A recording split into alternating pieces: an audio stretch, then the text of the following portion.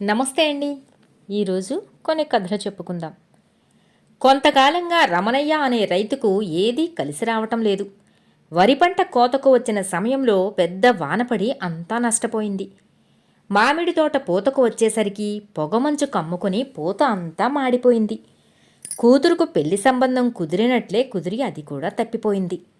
రమణయ్య కొడుకు గోపాలానికి తాను చాలా తెలివైనవాడినని చాలా నమ్మకం. ఇంట్లో ఏ ప్రయత్నమూ ఫలించడం లేదని అతడు జాతక మార్తాండ శివశర్మను కలుసుకున్నాడు. ఆయన ఏవేవో లెక్కలు కట్టి, మీ ఇంటిని ఒక క్షుద్రదేవత పట్టి పీడిస్తున్నది, వారం రోజుల పాటు పూజలు చేశాక ఒక వెర్రిబాగులవాడికి తృప్తిగా భోజనం పెట్టాలి అని చెప్పాడు. వెర్రిబాగులవాడా, ఇదంతా నాకు చిత్రంగా అనిపిస్తుంది అన్నాడు గోపాలం. చిత్రమేం లేదు, మీ ఇంట్లో అందరూ తెలివైన వాళ్ళు.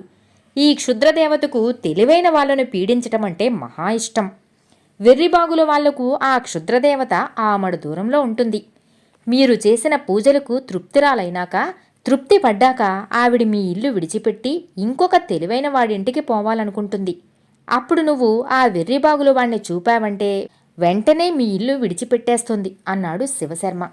గోపాలం ఇంటికి వెళ్ళి తల్లిదండ్రులకు జరిగిన ఈ విషయం అంతా చెప్పాడు. అంతా విన్న రమణయ్య, మనకు వెర్రిబాగులవాడు ఎక్కడ దొరుకుతాడురా అన్నాడు రమణయ్య. అప్పుడు గోపాలానికి వీరభద్రం గుర్తుకు వచ్చాడు. వీరభద్రం సూరయ్య కొడుకు. ఆ కుటుంబానికి రమణయ్య కుటుంబానికి కొంచెం దూరపు బంధుత్వం ఉంది. వాళ్ళు పొరుగురులోనే ఉంటున్నారు. వాళ్లకు ఇటీవల ఏ విధంగానూ కలిసి రావటం లేదని తెలిసింది. అందుకు కారణం వీరభద్రమేనని చాలామంది అంటుంటారు. వీరభద్రం మాత్రం తను చాలా తెలివైన వాడిని అనుకుంటాడు. కానీ వాడొట్టి వెర్రిబాగులవాడు. అలా అంటే మాత్రం వాడు అస్సలు ఒప్పుకోడు. అందువల్ల అందరూ వాడికి లేనిపోని గొప్పతనాన్ని అంటకట్టి మెచ్చుకుంటూ ఉంటారు. ఎంతో తెలివైన వాడివని అంటారు. అది విన్నవాడు అపరిమిత ఆనందం చెందుతూ ఉంటాడు. గోపాలం వీరభద్రం గురించి తండ్రికి చెప్పి, మీకు వాడు గుర్తుకు రాకపోవటం ఆశ్చర్యంగా ఉంది అన్నాడు. వాడు వెర్రిబాగులవాడే, కానీ నువ్వు వెర్రిబాగులవాడవు కాబట్టి మా ఇంటికి భోజనానికి రా అని ఎలా పిలుస్తాంరా వాడిని అన్నాడు రమణయ్య. భలే తెలివి నాన్న మీది. వాడికి వెర్రిబాగుల వాడివని చెబుతావా ఏమిటి? మాటలతో ఇంద్రుడివి చంద్రుడివి అని ఉబ్బేసి పిలిస్తే నమ్మేస్తాడు కదా. వాడినెలా మచ్చిక చేసుకోవాలో నాకు తెలుసు. వాడి విషయం నాకు విడిచిపెట్టండి అన్నాడు గోపాలం. రమణయ్య సరేనన్నాడు. గోపాలం పొరుగురు వెళ్ళి వీరభద్రాన్ని కలుసుకుని కాసేపు ఆ కబురు ఈ కబురు చెప్పి, నీ గొంతు ఇంత తియ్యగా ఉంది, సంగీత సాధన చేస్తున్నావా ఏంటి అన్నాడు. చేస్తున్నాను, అంతేకాకుండా కవిత్వం కూడా చెబుతున్నాను అంటూ వీరభద్రం తను రాసిన ఓ పద్యాన్ని చదివాడు. చాలా గొప్పగా ఉంది. ఇన్ని విద్యలు రావటం నీ అదృష్టం. భగవంతుడు నిన్ను మరి కాస్త అందంగా పుట్టించి ఉంటే ఎంతో బాగుండేది కదా అన్నాడు గోపాలం. నేను చాలా అందగాన్నని చాలామంది అంటారే అన్నాడు వీరభద్రం ఇబ్బందిగా. నేను అబద్ధం చెప్పటం లేదు, ఉన్నమాటే అన్నాను. నీ కవిత్వం బాగుంది, మెచ్చుకున్నాను. నీ గొంతు బాగుంది, ఒప్పుకున్నాను. నువ్వు చాలా తెలివైన వాడివని తెలుసుకున్నాను. అందం కాస్త తక్కువైతే ఆ మాట చెప్పాను అన్నాడు.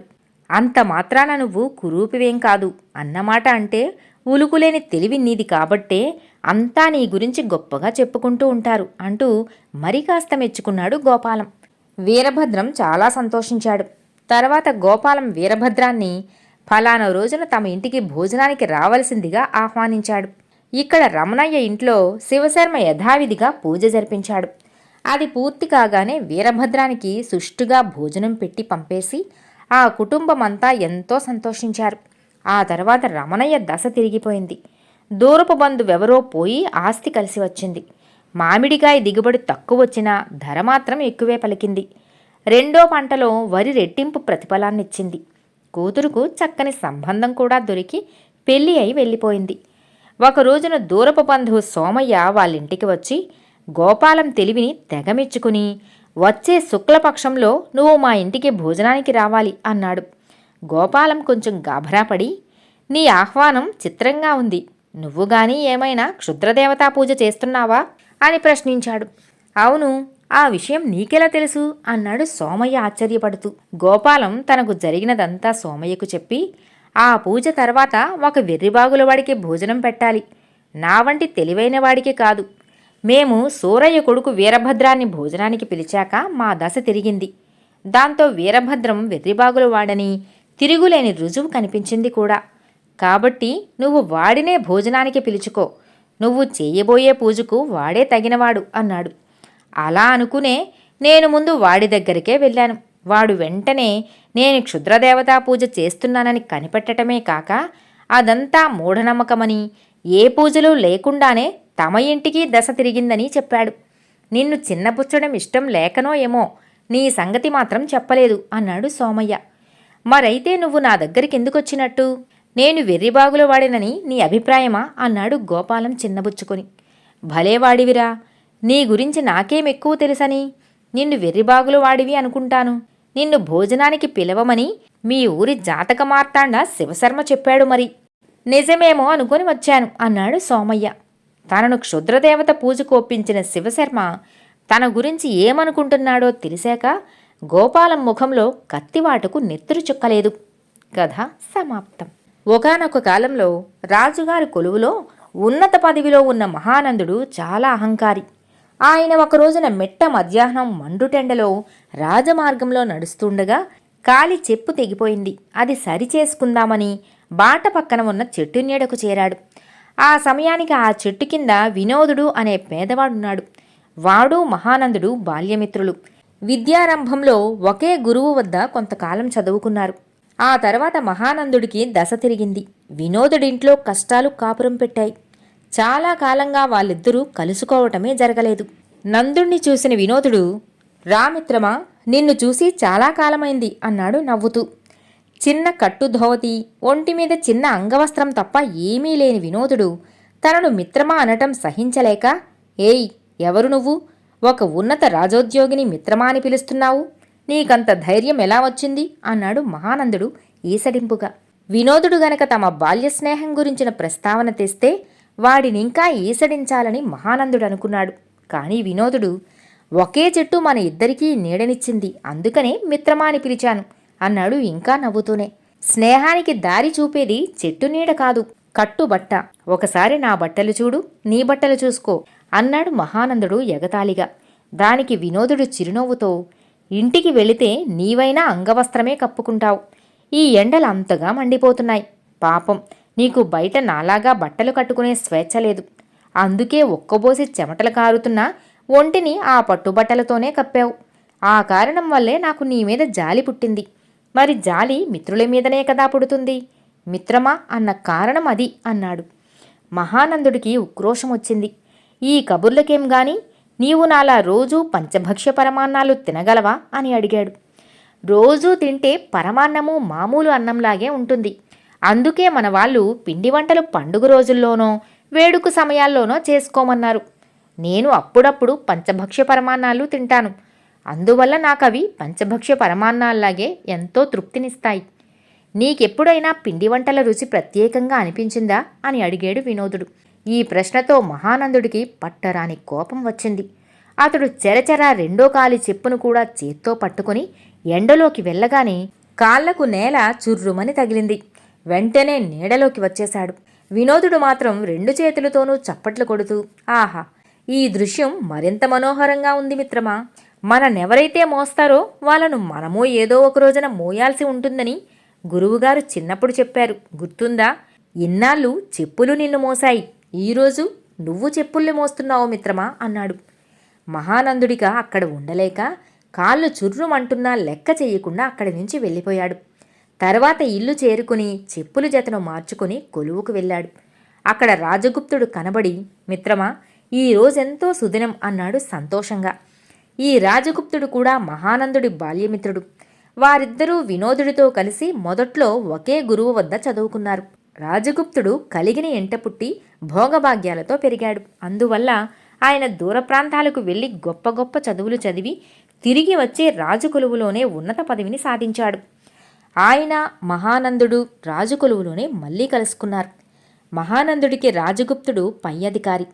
అయినా ఆయన ఏమాత్రం దురుసుగా ప్రవర్తించక తమ బాల్య స్నేహాన్ని పురస్కరించుకొని మహానందుడితో ఎంతో ఆప్యాయంగా మాట్లాడతాడు. నీకు సుదినమైతే నాకు సుదినమే, మరి కారణం చెప్పు అన్నాడు మహానందుడు నవ్వుతూ.